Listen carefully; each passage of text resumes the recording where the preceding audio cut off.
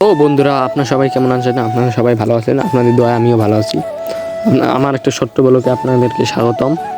ব্লগটা প্রথম থেকে দেখবেন, অনেক মজা পাবেন। আমাদের এদিকে বৃষ্টির সময় অনেক মাছ, প্রচুর মাছ, যদি নদীর চতুর্থে খালি মাছ আর মাছ, শুধু মাছ। তো বন্ধুরা, সকালে এখন জাল পাইতে গেছি, দেখা যাক মাছ পায় না পাওয়া যায় না যায়। মাছ অবশ্যই পাওয়া যাবে, কারণ বৃষ্টি হয়েছে, পানি হয়েছে, নদীতে অনেক পানি হয়েছে, মাছ তো পাবোই। দেখেন একটা মাছ লাগবে, পুঁটি মাছ। এটাকে আপনার দিকে কি বলে তা জানি না, এটা হলো পুঁটি মাছ আমাদের ভাষায়। জালটা সকালে পাইতে দিয়ে গেছিলাম, মাছ বেশি একটা লাভ পড়ে নাই, মাছ পড়বে সন্ধ্যের দিক। তো আর একটা বৃষ্টি হইলে কিন্তু এই রোয়াগুলো একটাও দেখা যাবে না, সব পানির নিচে যাবে। পানির নিচে যাওয়ার কারণে মাছ, বড় বড় মাছ আছে, মাছগুলো খাবে। রোয়ার গাছগুলো, রোয়া কমই হয় আমাদের এদিকে, আবার সব পানিতে ডুবা যায়। তো আমার সামনে একটা নদী দেখতে পাচ্ছেন, এটা আমাদের নাওডাঙ্গা নদী। পিছনেও আমাদের একটা নদী আছে, ওটা হলো দরগা নদী। মাঝখানে আমাদের বাড়ি।